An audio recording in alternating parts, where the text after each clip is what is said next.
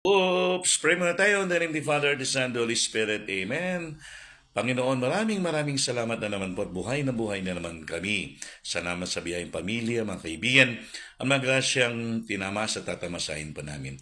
Panginoon, maraming salamat talaga at lumiis na at nalusaw na sa kalawakan ang bagyong nanalasa dito sa aming bansa. Panginoon, bigyan mo ng tatag, ng lakas ng loob ang mga taong nasalanta, makita pa rin nawa ang iyong presensya, ang iyong pagpapala, ang iyong proteksyon sa kanila sa araw-araw na kanilang ginagampanan. Panginoon, sa araw nito, ilayo mo kami sa lahat ng kapahamakan, ilayo sa lahat ng karamdaman upang may pagpatuloy naming mabigyan ka ng papuri. Panginoon, niniling din ang hipuin mo ang mga kapatid naming may mga sakit upang makabalik na sa paglilingkod sa iyo. Pagkalingin mo na sila, Panginoon. Gayun din ang mga kapatid naming mga OFW, mga kapamilya naming nagtatrabaho, nagsasakripisyo sa ibang bansa.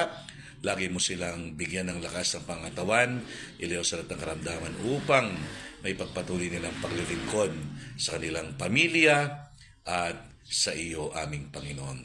Sa tulong na rin ng aming Inang Maria, nagpapasalamat din kami na sa kanyang panalangin natupad at narinig ang lahat ng mga aming hinihiling para sa iyo.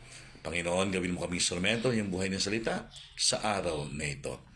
Inihiling namin ito sa iyong ngalan, aming Panginoon. Our Lady of Miracles Medal, ipanalangin mo kami.